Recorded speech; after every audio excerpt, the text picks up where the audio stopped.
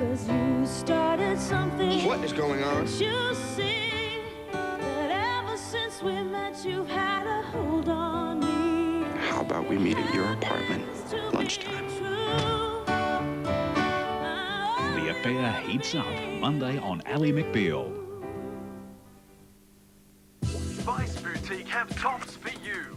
Top up your wardrobe with the best selection of tops in town from Spice Boutique. Top up with florals, printed, plain or sparkle tops. Top up with backless, shrug or slop tops. To help you top up that wardrobe, we've taken $10 off selected tops. Yes, $10 off selected tops. Top up with a top from Spice today. Terry, where is the Mediterranean-style tuna with pasta? I'm doing my flippin' best! Green Sea's Tuna Gourmet Meal in a Can. It's a flippin' great idea. Hey, ugly, you'll pay. Yeah, that's right, you'll pay dearly. Oops. Unless you're paying for great value, chum. Ah, life's good value when it's chumpy. Speed Shoes massive markdown sale is on this week. Ladies' courts now $19. Joggers now $15. Ladies' assorted shoes now $10. Men's assorted shoes now $25. On this week, you can't beat Speeds. Up to 50% off at New Wave Surf and Street at their stock-taking clearance sale on now. Genuine reductions for 3 days on all brands with up to 50% off, including Rip Curl, Billabong and Quicksilver. Winter bargains for the whole crew at New Wave Surf and Street in the Piri Plaza. Northern Caravan and Outdoor Centre stock take sale is on now. No exceptions, everything from Thomas Cook clothing to sleeping bags, tents, swags, dries and bones, gas bottles, and even caravans, plus thousands of other discounted items, but only for 2.5 days. No exception sale at Northern Caravan and Outdoor Centre on now. Hurry, sale ends this Saturday. I'm Bronwyn Gould, and I'm a GP who works mostly with children. The trouble is, this water's dirty. It won't kill her with cholera, but it will mean she has dysentery so often that the growth of her body and the development of her brain will be stunted. Wyn is bright and she works very hard. With help from someone who cares, she'll be able to make the most of her life. Call CCF now and you can give that help for just $1 a day. Carting water every day and doing chores like chopping the pig food use up all her energy. Imagine what a girl like Wyn could achieve if she had clean water and enough good food. At least half the time now, she's hungry.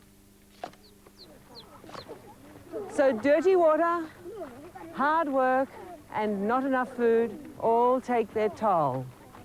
These children are cheerful, but disease and malnutrition are serious threats.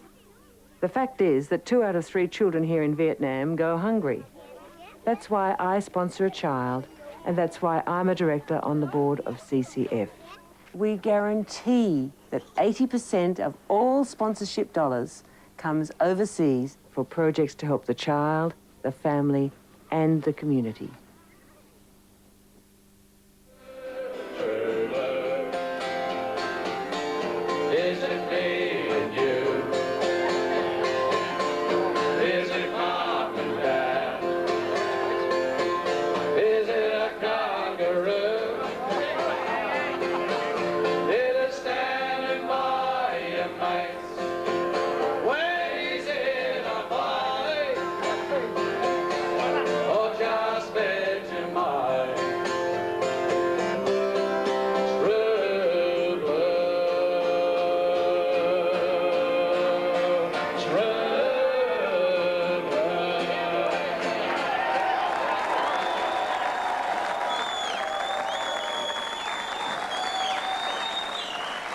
Well, it's been a big day and also a big night for the Aussie World Cup cricketers. That's the Emirates function happening at Crown tonight. What a fantastic performance from them. And time now to welcome one of the heroes, and he's a Victorian.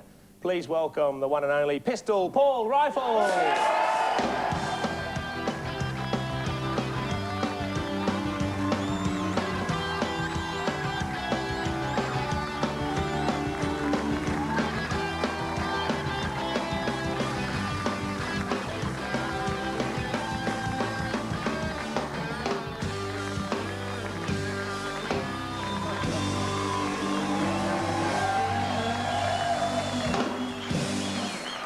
And quite fitting that it's a standing ovation for Paul Rifle. Now, Paul, it must have been a fantastic feeling, the big ticker tape parade today. Over 100,000 people lined the streets of Melbourne. Unbelievable. Just to see so many people just have so much passion. They weren't there just to pat you on the back or shake your hand. They were really involved, and it's something I've never experienced before, and it was an amazing feeling. And, mate, that's just the beginning of it. This will happen all over again in Sydney. You've got... How many functions and celebrations do you have to go to? Well, yeah, we've got this happening in Sydney, I think next week, but... Geez, I hope every city has it. It's fantastic. It really is. Tell you what, Pistol, it could have been worse. You could have been part of the Pakistani side, going back over to Pakistan. You got throwing screamers at you. Yeah. They're gone back. They've got bricks, stones, and everything chucked at there. And they're burning effigies of boys and Macca. What about that for a homecoming, Dino? Oh, unbelievable. Normally, the problem in Pakistan is they stone the houses. They do all those type of things. Like any rocks or bottles thrown at you at Lord's? No, they save them for the West Indies. We get them out there, but. No, a big Inzerman. I've heard Inzerman's house been burnt down, so that's... And it's no wonder why they decided to take a bit of a detour on the way home. So, yeah, they're not getting home for a while, and, yeah, Inzerman, he's got his house burnt down, but probably for his running more than anything, isn't it? Between the wickets. Now, Pistol, look, when did it change? Like, you guys were gone and out just before the West Indies at Old Trafford. Like, what was the thing that changed? Was this a motivational talk from Steve Waugh and Jeff Marsh? What was the thing that changed it? Yeah, it's hard to say. We lost 2 out of our first 3 games, but the last one we lost there against Pakistan, we chased 280 and we got about 270. And it was actually a change in attitude. We were very positive and we played very well. And I think that attitude carried on to other games. Even though we lost that, we carried it on. And we didn't have an opportunity. We didn't have any chance of losing. We had it just wasn't spoken about. We just had to win. And it kind of snowballed from there. Paul, you were in limbo from international cricket for a long time for a while. Been hanging with me too long, huh? Yeah. How does it feel to know that you've worked your guts out to get back to the top? And personally, how does it feel to know that you've achieved this success and, you know, the greatest thing in your career? Yeah, it kind of hasn't sunk in yet to such a big occasion. And, yeah, I could very easily have not been there. But, you know, I've hung in there and I've done that most of my career, so it's just nothing new. And it is such a highlight. And I've been fortunate to play with so many great cricketers over the years and been part of world-class teams. And, you know, that is such a big thrill. And Pistol, your father, Ronnie, he runs the scoreboards, puts all the things on the boards at the MCG. Like, is he going to see Paul Rifle and then puts world champion next to the name from now on? Yeah, he looks after me. He puts up all the averages and looks after me there. They're never right, but they're always good. But, you know, so actually, with your father and also your grandfather, you've got a bit of a football background. Yeah, my grandfather played at South Melbourne and Melbourne, and Dad played a few games at Richmond. So it's always been in the blood. And what was your form like as a youngster coming up? Oh, I was a good receiver, a very wide receiver, and so yeah, I loved the game, but obviously I didn't love it enough, and cricket was always something I wanted to do. Pistol, the reports we got back here in Melbourne that Steve Waugh had said to Herschel Gibbs when he dropped that catch, now, how does it feel like to drop the World Cup? Was that fitting? Did he say that? Oh, I think he said something along those lines, but it sounds pretty good. It's a gutsy effort, though, when you're only 56 and you've still got to make another 70-odd yourself to get the boys home. Yeah. Throw it up, and he wasn't in control there, so that's not out. But he actually did catch it. He did nothing wrong. He just caught the ball, but he just got a bit leery in throwing it up. You talk about controlling the ball and disposing of it. You disposed of it in a later match, mate, down at Long Off. You disposed of it over the fence. It was actually long on. But sorry for the left-handed conclusion, you're right. But here we go. Catch it, Pistol, catch it. Bit of a six. Oh, no. The best thing about that is you should be thanking me for that, because that would have been an easy win for Australia. But now it's turned into a match of the century, hasn't it? It certainly has. Now, Glenn McGrath turned around and repaid the favour, didn't he? He dropped an absolute sitter that Tony Gregg described. He said there's no way in the world he could drop it. And he ended up dropping it. Did he have a word to you after that? Well, it was actually drinks after that, and I walked up to him and he said sorry, and I said, don't worry about it, it's 1-1 now, so we're all happy.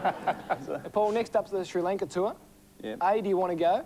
And B... Have a spell. And B, how do you get yourself up after this? Oh, well, yeah, obviously, yeah. Well, you wouldn't want to be Shane Warne's roommate, would you? Well, he did us all a favour by bagging Junior. Will he go, though? Will he go, Paul? He's talking about retiring. Oh, I think he'll go on. He finished on such a high, I couldn't see him going out of the game on Security's a problem, though. Look, it always is in that parts of the world, and I've been there before where we've sent dummy buses to the ground and it was empty, and we've gone in another way, and because of all security reasons, it's always difficult in those places. But I'm sure we wouldn't be sent there if was a problem. The people don't understand the fact that there are actually guys with machine guns on the buses, and there are doing dummy runs. We never go to the ground the same way. People don't understand the pressures that the players are under, for sure. It is going to be a big one. Just our last tour there was very similar. We weren't allowed outside the hotel. We couldn't move, and it is difficult. There, pistol here, mate. Yeah. Have a Barocca, buddy. You better pick champagne, son. We'd love to sit here and talk to Paul all night. Unfortunately, he's got to go back and rejoin the celebrations. Please thank a true Aussie hero, World Cup champion, Paul Reichel.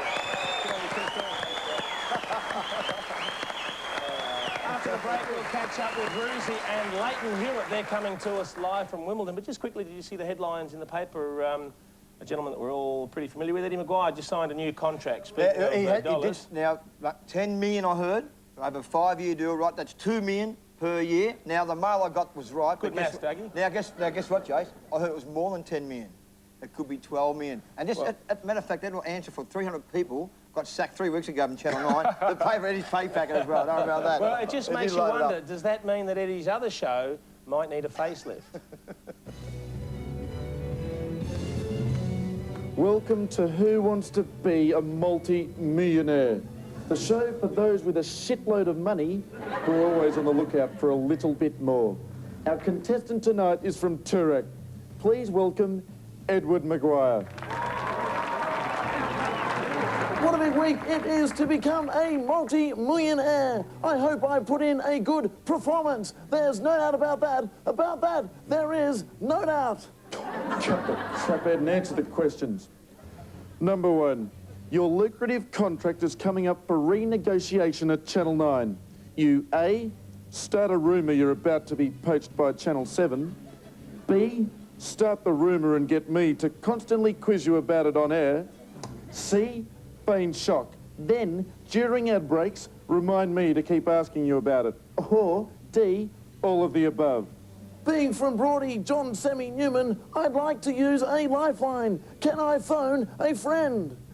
Okay, Ed, now we've taken 2 numbers out of your contact book. And, well, let's go to the first one.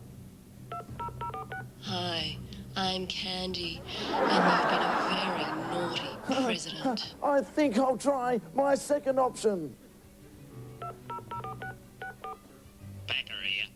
Oh, Jamie, buddy old mate, it's Eddie here. I know who it is, Tubby. I'm watching the show. Well, what should I do, old buddy pal of mine? You should go to 7. But there isn't actually an offer just yet. Go on, bugger off and empty your office as quick as you can. Daryl needs somewhere to put all his bloody logies. Stop broady boppers. Well, what can you say? Well, that's it from us. Good night. There, Ed. Don't worry, mate. You'll find something. Surely SBS will find you a job. Keep your chins up.